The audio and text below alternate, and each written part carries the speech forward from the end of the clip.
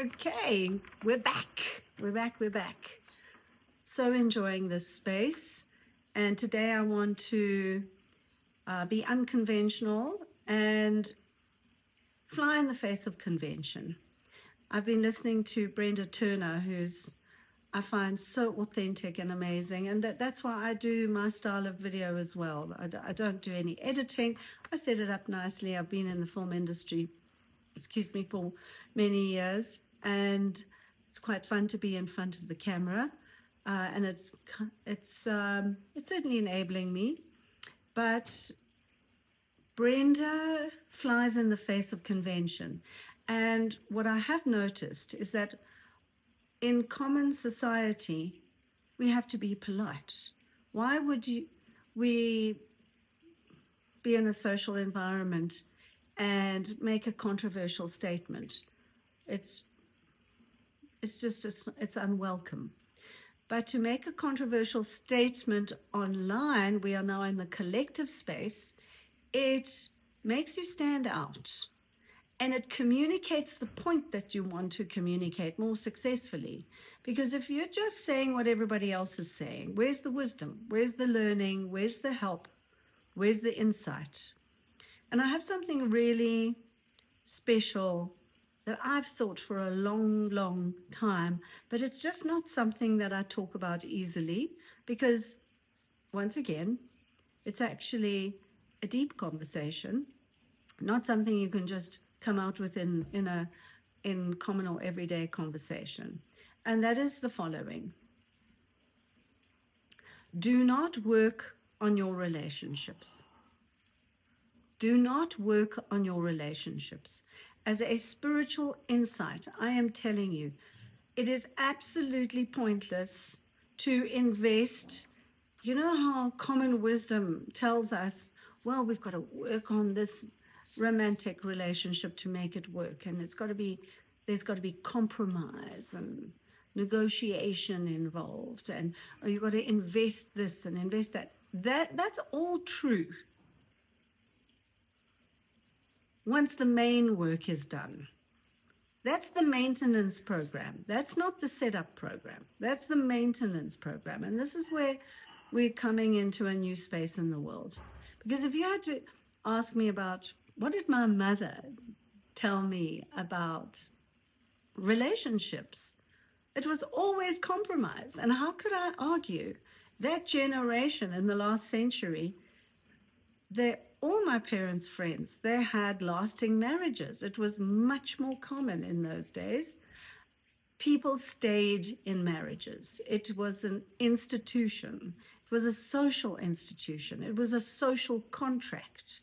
And they stayed, come hell or high water, even to the greatest detriment of the children sometimes.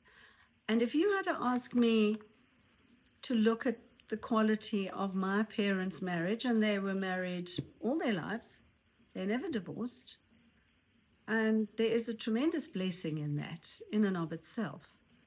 But what is the quality of that marriage? What is the quality of that relationship?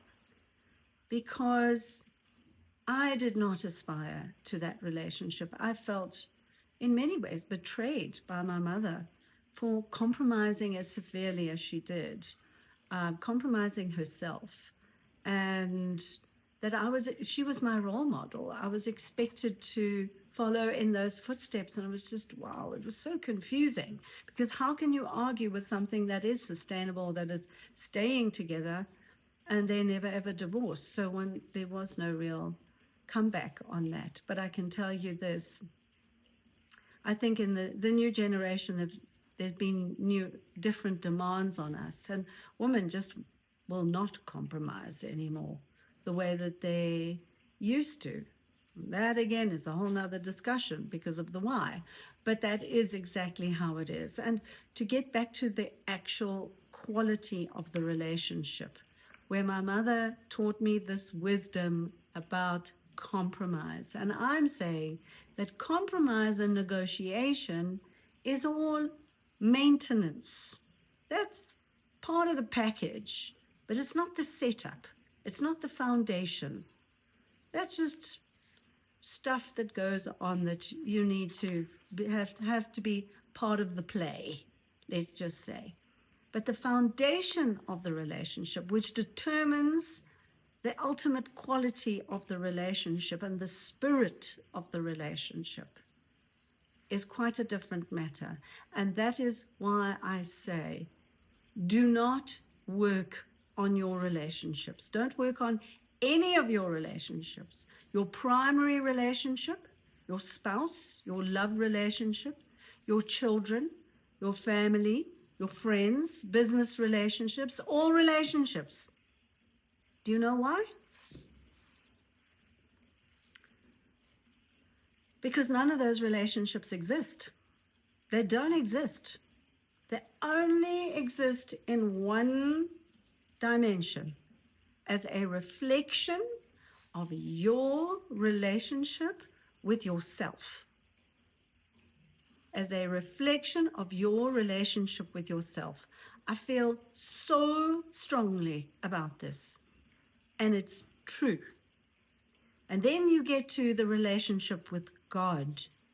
But the relationship with yourself and the relationship with God, the collective and the individual, here in this internal space, that is actually one unit.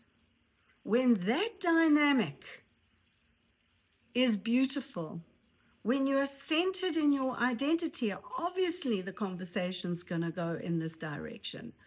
It's about self. Contrary to popular belief that says we are all so selfish. We're not selfish enough. There's another contrarian statement. We are not selfish enough because all of our relationships that are external are a mirror image of who we are, our values, and the way we speak to ourselves, and the way we communicate with spiritually with God. If we have that understanding of that relationship with the universe, with God, with source, whatever your language is, with the energy of creation of life, it's that conversation in our own heads. It's between me and myself. It's the God self and the I inside. That's me and God having a relationship. Everything happens in that dynamic. Once that is solid, you roll out all your other relationships, because now you have your boundaries in place, your identity is in place. Are you getting this? And this complies with the first commandment, believe it or not, to love the Lord your God with all your heart and all your mind. And herein lies the law. How does it go? Herein lies the law and the prophets. Because that is the foundational truth of life. When your relationship is good and sound and loving and functional, the way that you should be internally, where none of us are, that place where none of us are, here, everything rolls out naturally. It's extraordinary. Relationships do not exist. They don't exist. And there was an original wisdom that I'm going to share with you, that I remember coming into this insight when my brain got blown open by this epiphany in 1994 that God is life. And I just had this, what I call like quadraphonic, how would you say that sound, but how would you say four eyes, quadrasight, insight into life. I was seeing and perceiving everything on a spiritual level. It was blowing my mind. And one of the first things that I noticed was that how I speak to myself and how others speak to people. How I speak to myself is how I speak to others. My attitude to myself overflows into my attitude with others. And I noticed it in other people.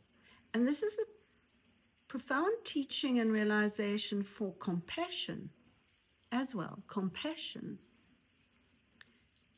Because when you see somebody being violent and angry and lashing out at the world, I'm not saying all instances, I'm saying put this in that pot.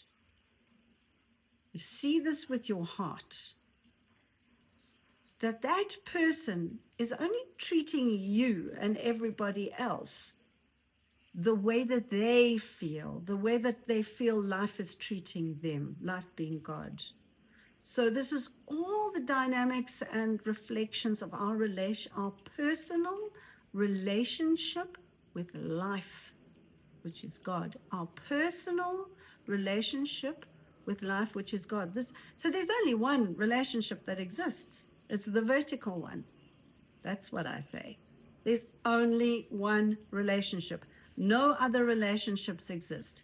Therefore, work on your relationship with yourself. Work on your relationship with God. Know who you are. Know your purpose. Find your meaning. Understand what God is to you. Only to you. Nothing else matters. And we've had the discussion about whether God exists or not, because that's just a dumb question, because you exist. Right. So we've cleared that one. Who is God to you? How do you define God? How do you relate to God? How do you relate to yourself? This God that is love, this God that is life, that is in you, that you are living for, that you are born from and in, the incarnate. That's the only thing that counts. I'm hearing Jesus's voice in my ears saying, my Father, my Father. If you've seen me, you've seen my Father. When I see you, I will see the Father. Yeah, because the Father is in me. The Father is in you. I think that covers it, which is great. I made all these notes. So what else just want to say here? Your relation and relativity to God, the whole, and your relationship to yourself, the singular. Yeah, that's just determining that you are the individual, you're the droplet in the ocean, and God is the Father, God is the ocean. You are one with the Father. And the only relationship that exists is you and the Father, you and the Spirit, you the droplet with the ocean. So, the concluding spiritual fact is as follows. Work on your relationship with yourself and God, and the rest will follow suit. Do not work on your relationship or relationships. They don't matter. They have no matter. There's no matter attached to them. They don't matter because they are simply an overflow of the heart of who you truly are in your relationship with God. Everybody else is just actors and window dressing. How do you like that? Love you. Hold on to that insight. It's profound. It'll change your life. Have a wonderful day.